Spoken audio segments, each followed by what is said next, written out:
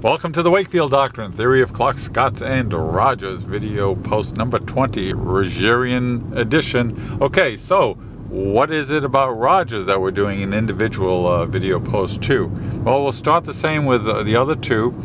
The first thing, the Roger, new reader Roger or a old-time fan of the doctrine. The first thing the Roger will do, sitting at the computer, is look around to make sure no one else is looking. The joke for that will have to come when you go to the next video post. Rogers have a very protective sense of their world. They're based on being in a herd. A herd is the identifiable group that they associate themselves with.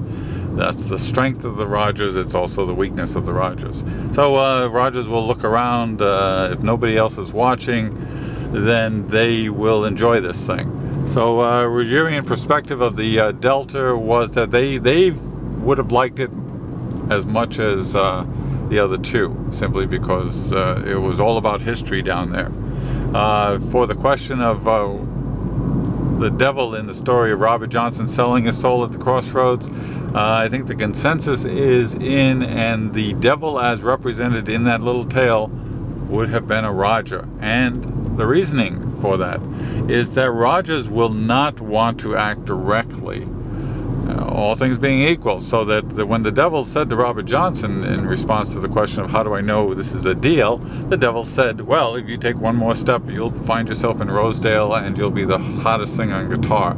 You take one step to the, I think the east, and you'll be back in the other town. In other words, he laid out the choices and did not say this is done. It's because at the end of the day, the devil would have said, hey, it wasn't my fault. Robert Johnson, he picked the path, he did the thing, it's on his thing. So that's our 2-minute Rogerian episode 20.